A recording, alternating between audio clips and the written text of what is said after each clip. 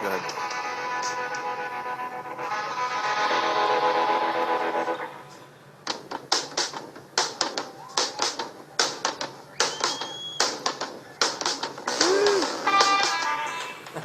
All right. DeepWaterMMA.com podcast. The 11th edition of the podcast. We're back. We're back. In the Fort Pierce studios near the beach. Yes. With Dan. I'm Dan Kennard, your host. I'm back with Cale the Connoisseur Loveridge, who was sick as fuck last week. Couldn't make the podcast. Back after connoisseuring the flu. Did I just make that word up? I think you did. We're making words up. That's a good. I like it. Connoisseuring. I like it.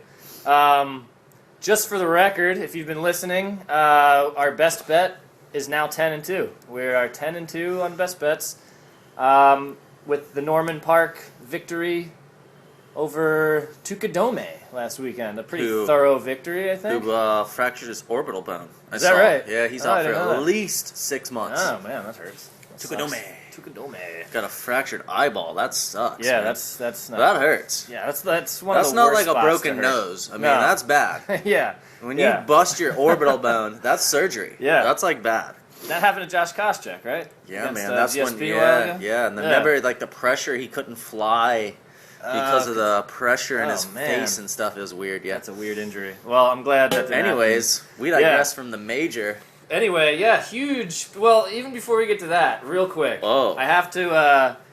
There's no fights this weekend, no UFC fights at least, and I wanted to thank Mike LaRocco and Mike Burkhart, Mike and Mike in the July 4th afternoon, for stepping in last week on short notice. They were like short notice replacement fighters. Yes, and they did an admirable job. They made weight, you know, exactly. And, yep. You know, they gassed out in the third round, but no. Towards the end, you know, dragging them along, but it was okay. It was all right. I appreciated them being there, and I think we all did a good job together. So we'll cut right to the chase. I still feel like I'm in the aftermath of UFC 162. I feel like I'm still thinking about it, and I'm still kind of processing it, you know? Like, it was such a weird... The event as a whole was great. You know, lots of great fights. I watched, I think, every single one from Facebook till the very end because I have an infant and I don't go anywhere anymore. So I saddled up for 6 hours straight of UFC fighting. So... Where do you want to start? I'll start with I'm over a couple fighters. Okay. Like I don't even want to see him anymore. Okay. I don't know how bad that is, but Dave Herman can disappear. Yeah. Like I don't really need to see him fight anymore. He sucks. Great. Like shout. I hate to say that. No, you're right. But Gabriel Gonzaga knocks you out in like 55 seconds or 40 seconds or something. You know, and he just I didn't like his attitude. I never liked him. Yeah. I kind of did like him. At first. For like weird reasons. At first, right? Yeah. That one time when he showed up with the crazy beard and he was like covered in hair. He looked like a Sasquatch. Yeah, like I was like, who is this guy? I was a little more intrigued. But yeah, he hasn't really shown anything. That was his fourth loss in a row. Nothing. In the UFC, and it's not like, I mean, he lost to some good guys, those first three, but he's not showing anything. There's no reason to keep him around. Is there anyone else that you're over? Is that the only guy? I mean... Should we go ahead and I want to just get the cat out of the bag. I'm over Innocent Silva fighting with his hands down. Yeah. I'm like, come on, dude. And he's like, he's daring him to bring it on. It's like, well, why don't you put your hands up there, buddy? Like, bring it on. You get caught with a lazy left hook and you go down like, he got hit by Tyson or something. Yeah. I think he thought his chin was invincible or something. I was actually thinking. Because we've seen him do that. We've seen him do that in all of his fights. And I was always thinking to myself, I'm like, man, his chin is spectacular. Because he does take some on the chin. If you go back to the Bonner fight, his last one last year was like, I mean, he took a few on the chin. Nothing hard. He really rolls with it, you know, or you just miss him completely. But it's a dangerous game. He's been playing. I'm a little surprised it took this long with guys like Vitor and like some of the bigger guys he's fought, you know, kind of through the years. I want him to show up like Jose Aldo, like George St. Pierre does. Serious. Yeah. He comes in there and he's like, it's like a game. I want him to show up like he did for the Chris Leben fight. His first fight in the UFC where he came in there and just... He doesn't even try to go for a finish. He just goofs around. Yeah. Hoping to catch the guy. And the people he's been fighting, Yushin Okami, he's a huge middleweight, but he's not fast. He's not slow quick. striker. Yeah. I mean, who did he fight Forrest with? Griffin is a slow kind of striker. Bonner. Stephen Bonner. Before that, it was Chael Sonnen, who's not even really a striker at all. He's just kind of wades in. So finally, he got a guy, Chris Weidman, who can wrestle and strike. And he got caught because his hands are at his side. Yeah. Do you see this as? This is the big question I think that everybody's trying to understand, and I think it's kind of what's taken me so long to process all this stuff. Was this a fight that Anderson Silva lost? Or was this a fight that Chris Weidman won? You know what I mean? You can't take anything away from Chris Weidman. Right. All he did is went in there and knocked out the greatest fighter of all time. Right. People say that, but I understand where that comes from. Did Anderson give the fight away, or did Chris Weidman come take the fight? Right. Well, you gotta look at it as... I feel like it's 50-50. Well, who is the winner? Okay, Chris Weidman won. So obviously... his strategy, obviously it won, that's stupid, but you could say he took the fight to Anderson Silva and knocked him out, man. Yeah. It was pretty... Oh, so he knocked him out. There's no conspiracy, by the way. At first, when I first saw it, I thought, it wasn't like an early stoppage, I didn't think that, but I thought, he didn't, they called it a KO, but I was like, he didn't go out all the way. But in the replay where they slowed it down, when he hits the ground, he's out. Yep. And Weidman, he doesn't look at it because he throws them fast. He connects with four of them bam. Oh, his head bam, bounced once or twice off the canvas. So he was done. Yeah. Done. And he grabbed Herndine. Yeah, that was pretty he grabbed funny. his leg. That's when you know a dude is out. Yeah. When they start fighting the ref. We've talked about that before. When you try to fight the ref, it's over. Yeah, you lost when you're grabbing the ref's legs and stuff because you don't know the difference. They're wearing pants, you know what I mean? You should feel that right away. What if, there's so many what ifs, what if Anderson came in and put his hands up and fought the dude 100% and didn't play around, Is he going to do that in his next fight? I would hope this is a lesson for him, you know what I mean? I hope this is a lesson for Anderson Silva. Nobody's invincible. No one, that was a lesson for everybody, right? Keep your hands up. Every fighter sitting around cage side was like, oh, shit. Shit, I can't believe that just happened. What was your reaction when you first saw it? Well, all right, I didn't look at the internet or anything. I just straight went and watched it, right? Because I was out. I was out that night. I didn't get to watch it live. So the next morning when I woke up, I didn't want to look at anything. No headlines, no Sports I just Center went bottom straight line, to typed in Anderson Silva versus and I watched it and the first round surprised me. I was like, oh, he took him down that quick. Yeah. I was like, dang, this guy can wrestle. And I've watched all Weidman's fights, so I'm like, wow, man. He surprised me there. He took him down pretty easily. Yeah, he seemed to. And then he went for a couple leg locks and stuff, and I was like, man, that was a scary moment. This guy is going for it. Yeah. And then towards the end of the second round, when he started putting his hands down, I was thinking I was like, uh-oh, here goes Anderson. But when midway through the second round, when it started to not work, and I think he got punched one or two times before that with his hands down. Yeah. And I'm thinking, man, dude, if he's not careful...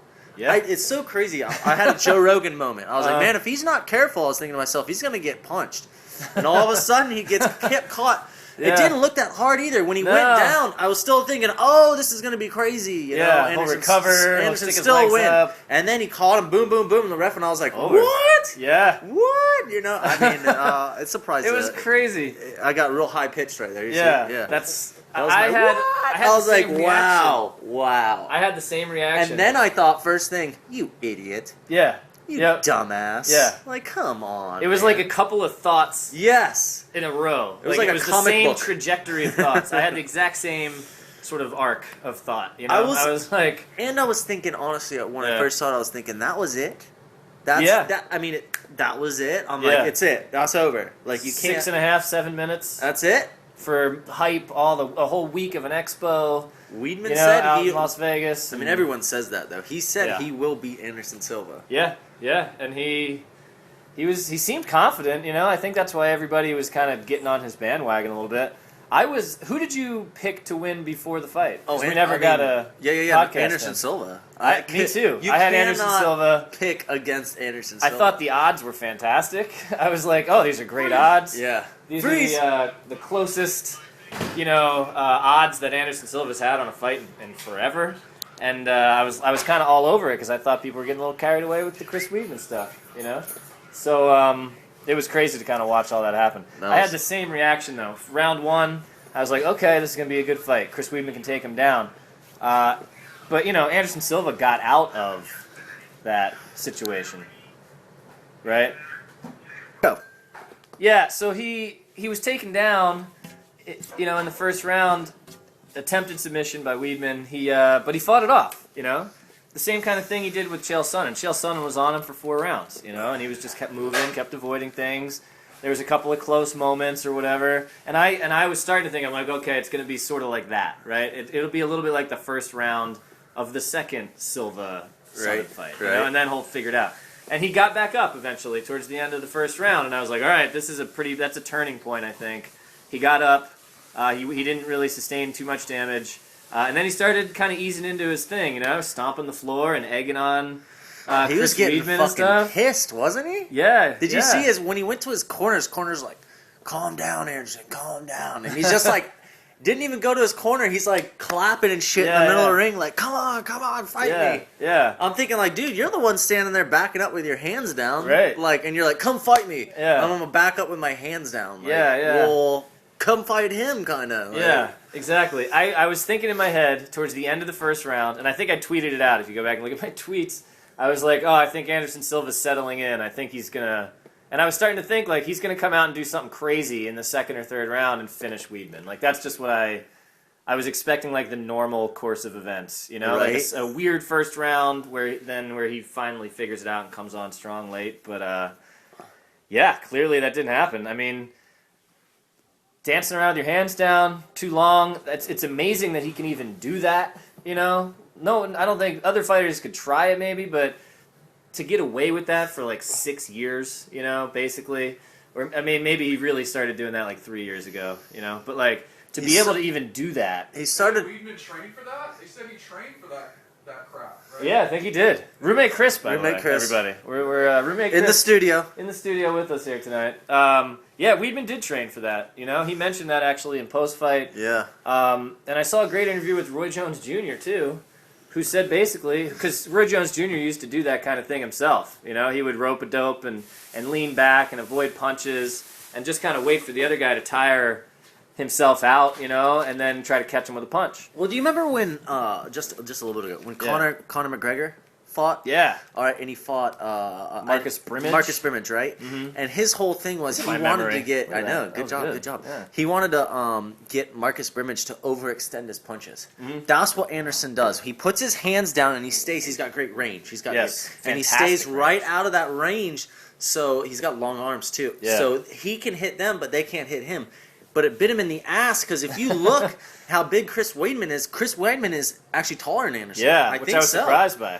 When they stood nose to nose, I was like, dude, this guy's big. That was the first time somebody was as tall as Anderson Silva, which is always super weird because you hear about it like, oh, he's going up to light heavyweight. And then they get into the weigh-ins and the stare-downs, and you're like, he's just as big as the light heavyweights. Anderson Silva's bigger than the light heavyweights. Forrest Griffin, he's Stephan tall. Bonner, he looks bigger than those guys. He was just as tall as Stephan Bonner. And he looked smaller for the first time, which maybe is like kind of retrospectively like a clue that maybe people should have picked up on. Maybe I don't know. It was like an obvious difference from previous fights. You could look at it another way. Maybe everyone overlooked Chris Weidman. Not everyone, we did. I did. Maybe he's a bad motherfucker, man. Maybe he is. And he's going to knock everyone out. And he's going to, and it wasn't just... Yeah. It was just that he's bad. He's just a tough dude. Yeah. You won't, you take him down, good luck, and then you stand there and he's getting more and more creative. It looked hard, though, man, because, for him to commit to punching for a while there, because Anderson was standing with his hands down, and I'm thinking, just hit him, but that's what Anderson it's wants. It's hard to to commit. It's this weird mental game, and when he finally actually committed, because if you look, I think he throws a left, a right, and they both kind of miss, or they barely hit Anderson, and then it's the third left that hits him. So he had to like get in there, throw a couple punches, and your Which first Anderson two Silva punches dodged. miss. Yeah. Which is what that's the kind of stuff where you're like, he's going to do it again. It's hard to commit like that. Yeah. To 4 or 5 punches straight forward at Anderson Silva. Yep. And not expect to like get caught back. Yeah, exactly. Which is what happened to Forrest Griffin, right? Everyone, right? Everybody. It's crazy. That's why Anderson Silva in the Matrix, because he's able. It's like everything's in slow motion for him. But yeah, for whatever reason, that last one caught him flush too. His head snapped, and that's what, if you're going for a knockout, that's what you're looking for. Let's talk about for a second his post-fight demeanor. Yeah. Okay. It was a little strange for me. You texted me. Can I repeat the text? Oh, of that you course. texted me? You texted me the next day after you watched the fight. What the hell was that? It seemed like he was trying to lose. Like, and there's a lot of people who think this was like a set-up fight. It was fixed. Roommate Chris thinks that. He shouted it out when he walked in. Well, I didn't think he was joking. I didn't think that watching the fight, but then I was like reading and I watched his post-fight interview and stuff, and I'm like, did this dude want to lose or something? Because he's like, oh, I don't want to fight for the belt no more. Yeah. I'm not into really that. I got a bunch of fights left in my contract. I'm just going to fight, for regular. I'm just like, this dude doesn't even care. No. Like, it's super weird. He might care. He has nothing left to prove. Nothing left to prove, says roommate Chris. Yeah. That's the thing. He seemed like he didn't care enough about Chris Weidman or the belt anymore. He's just like, whatever. I think he had about 6 figures on Weidman. Yeah, he made plenty of money. He made $600,000 for 7 minutes to Chris Weidman's $48,000. That's crazy. That's the disclosed pay. Plus whatever bonus plus they whatever have. Nike passed Weidman got like a lot of money from the UFC though. Yeah, like I hope undisclosed. So. Oh, for sure. I hope so. I wish they would disclose that stuff. Well, Dana keeps that stuff under wraps for some weird reason. For some reason. I don't know. We'll see how long that lasts. But his post-fight. I think the idea that was he in there? Did he want to lose somehow? I don't know if it's that he wanted to lose. It was only, I think that he didn't care if he won or not. Or lost. Like to flip it over a little bit or something. You know what I mean? Like I don't think he cared if he won. I don't know if he wanted to lose. Like no one wants to get knocked out, But I think you can kind of not try that hard, It was just a weird post-fight interview. Super weird. I didn't even know what to do with it. I ended up, I sat on my couch after the fight was over. It was like 12:30. The room was totally dark. And I'm just sitting there as Weidman is sort of circling the ring with his American flag over his shirt and over his chest and stuff. And I was just like, what just happened? I was stunned. My brother calls me at like 12:15. He's like, hey, what happened with the fight? He was at an MLS game. And I'm like, oh, dude, Anderson Silva got knocked out. And my brother's like, oh, awesome. And I'm like, he's like, I want to bet on that. And I'm like, what? Nice. Nice, like, bro. Like, well, good win. Yeah. But, like, I don't know. I was like stunned. Good thing he doesn't listen to the podcast. Yeah, really. Yeah. Keep not listening. Thank you. You'll be better off. Thanks, bro. But it was just a weird. Like going to bed was weird, Not to mention, This affected you. It affected me. It emotionally affected me. And it still is until like right now. I feel like we're talking it out as helping me process everything that happened. But it's therapy. It's not only a podcast, but it's therapy. Podcast and therapy. But I needed Silva too to close out 2 parlays that I had every other fighter correct on. Ooh. And so it was even more disappointing to have that money swing the other way. Ouch. Because it was a pretty decent swing if he would have come through. But hey, I don't know. Lesson learned. You lose. Betting's tough. What's your final take? You gotta take it on the chin. What's sometimes. your final take on Anderson Silva? We'll move on. My final take is that. So we stopped talking about this guy. Yeah. My final take is that Weidman is good and a worthy champion. I think. Yeah.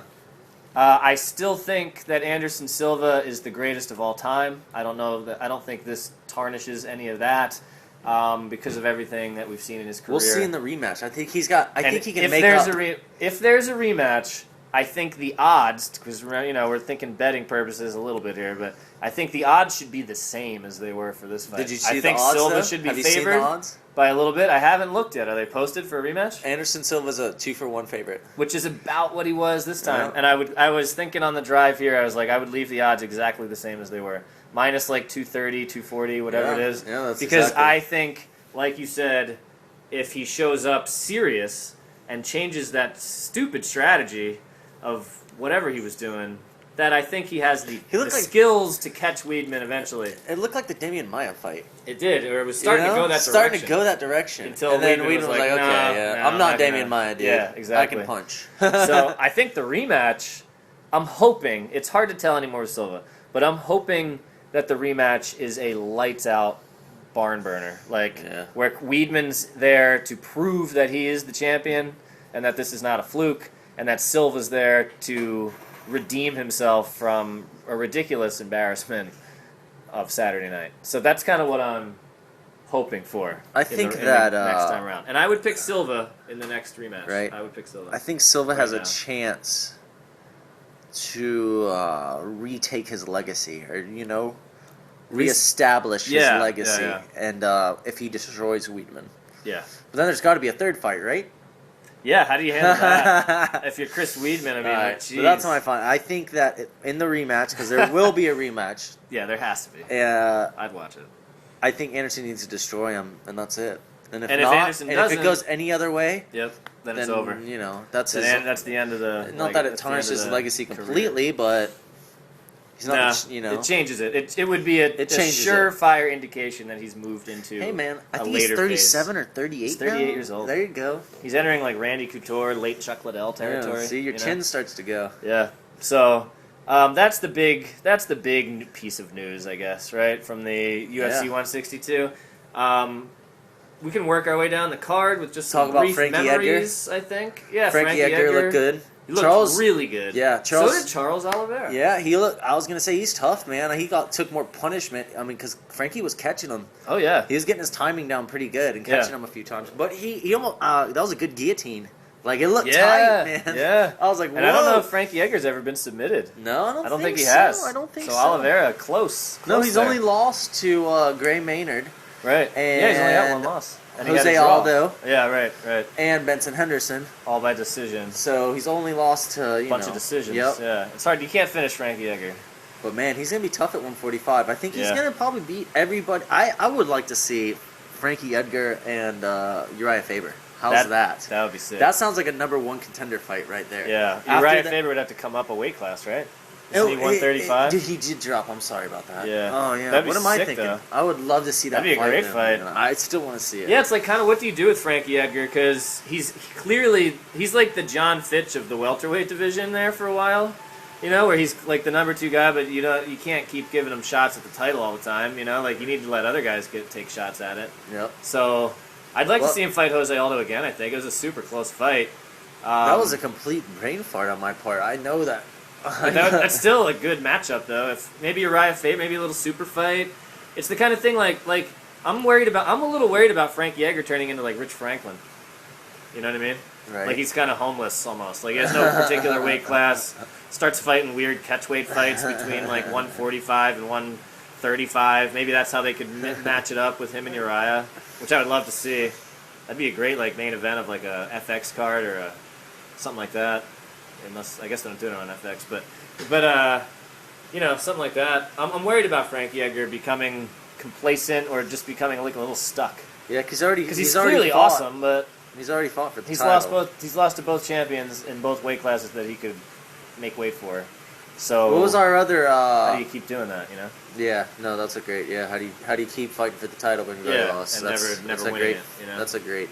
Well, I wanted to talk about Mark Munoz for a second. Oh yeah, okay. Mr. 265 pounds to Jesus, right? 200 or 185. Yeah. Jeez. Yeah. That's a slight change of. It's only like 80 pounds. Oh my gosh. 80 pounds. So apparently, Chris Weidman took his soul from him and gave him a stole his soul. Yeah, stomach.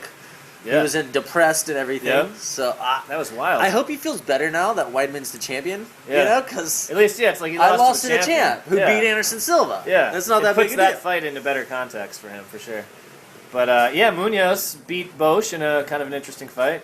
I thought Bosch won the first round, and then Munoz kind of settled in and took over. Started doing I don't remember thing. what the scores were, but I remember thinking, wow, Bosch is kind of strong. I think he's big and strong, and Munoz might have a tough time, but Bosch faded out a little bit. Sorry about that. No, before I forget, it just made me hint on something. The Chris Leben fight.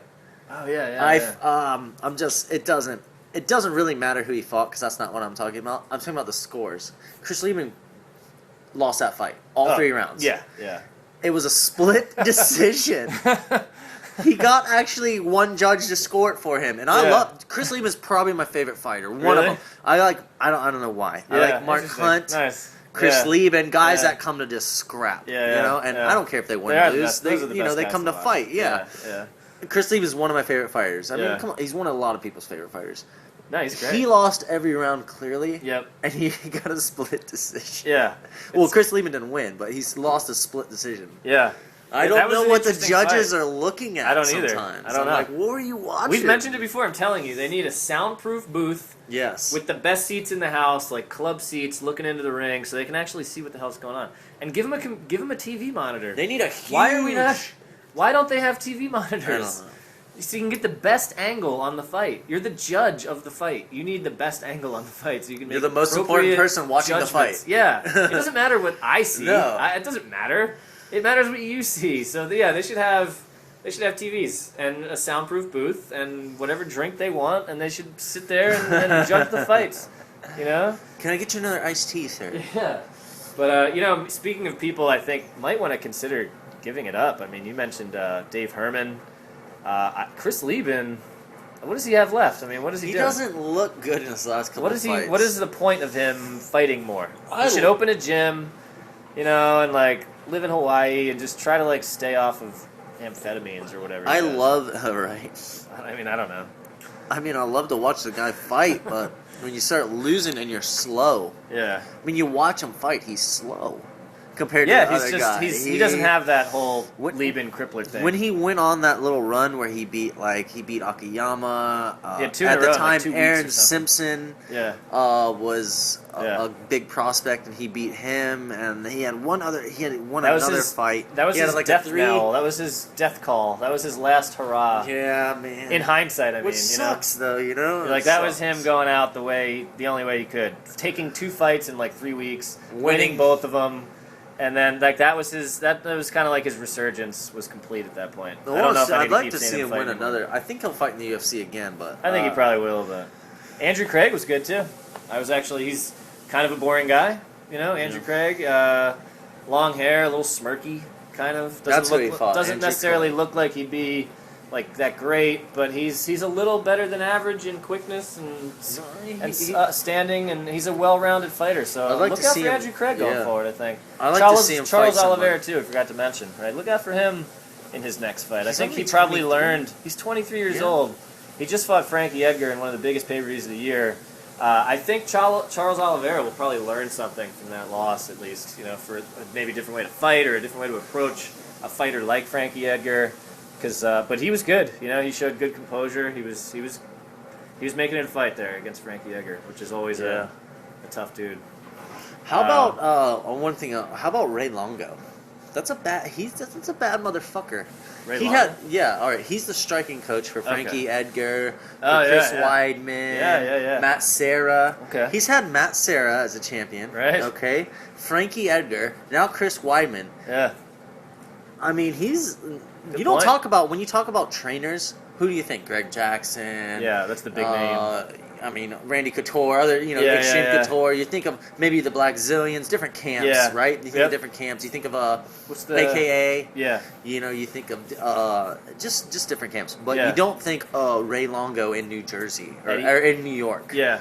He's had Like no, I you said, don't. He's off the radar a little bit. He's a great striking coach. I mean, apparently, you can only look at the record of his fighters. Yeah, you're right. And he's doing damn well. And that's something you should definitely be looking at if you're betting on these fights. You know, who these guys training with, who they've been hanging out with, who are they, all that stuff matters. If they train with Ray Longo. Yeah, start giving a little bonus points. Well, just think about that in your fights and your picks and stuff like that. Extra edge. It matters who you train with and who your training partners are. Yeah, absolutely. That's why Norman Park was our best bet. He came through. We're now 10-2 on the best bets. That was a big reason we picked Norman Park. He moved from England, right? You have the sort of the English stereotype maybe that they can't wrestle or that they lack certain skills. And he actually moved to the States, to Las Vegas, and he's been training with high-level fighters at a high-level gym. And we knew Tukadomi was flying in from Japan, had never fought in the United States before. We talked about that as a factor. And when you look at all those factors, west to east is apparently really difficult. And when you look at all those factors, and then you look at the odds, you're like, oh shit, that's kind of wide open right there. So Norman Park probably should have been a bigger favorite than he was, but that's the kind of stuff we try to find with those best bets. So. Anything else, connoisseur? Welcome back, by the way. I'm glad you're healthy. Oh, yeah, man. We'll keep doing this, I think. Way better. I think we'll keep doing this into the future. The next UFC event is UFC on Fox 8, I think. Flyweight title fight. Mighty Mouse. He always puts on a good fight. Always a kind of a fun, scrappy fight. He's taking on John Moraga, who I feel like I've heard his name a little bit before. I've only seen him fight. I think his last fight I'd have to do some brushing up, I think. Yep. But we'll talk about that. Not a huge title fight, For title fights, it's kind of not a huge This one, is probably the least hyped division. Yeah. In the UFC. What is there, like 4 or 5 guys in this division? There's not that many guys. Yeah, as of right now, right? So that's 125 pounds. Yeah. Wow. Yeah. That's tiny. That's tiny. That's a tiny dude. That's a small guy. Yeah. There's not a lot of guys that big. No. Who are great fighters. Yeah, and they're quick and they're fun to watch. I think it'll be a fun. It'll be a fun fight. It'll be a fun fight to watch. Yeah, even if it I don't mean to big, talk negatively about those guys, but it's they're hard to get that many great skilled fighters, at that weight class. Yeah. So that'll be the next one. We'll reconvene to give you guys, our faithful listeners, the best tips we can give you on putting your bets down, so we can maybe make some money back if you lost any money on Silva, or you know what? Don't chase money, but we'll try to get it back for you. 10-2, 10-2 on the best bet. Yeah, hell yeah. I mean, Just stick with the best bet, if anything. If anything, always go with that best bet. If you can be patient and just watch fights without money on. And listen to the podcast. Yeah, come on. Who steered you? Besides George St. Pierre, who called the Chris Weidman thing? A handful of people, and who knows why they were doing that. Did you see? Well, we'll talk about it just for one more second. Did you see the Chael Sonnen Kenny Florian interview on UFC Tonight when they interviewed Anderson Silva? I didn't. Was this after his fight? No, this is before. Before? It's pretty funny. No, I didn't. Chael Sonnen interviewed Anderson Silva? And he said, Chael goes, I love Chael Sonnen. George St. Pierre said, that Chris Weidman is going to be the next, middleweight champion. What are your thoughts about that?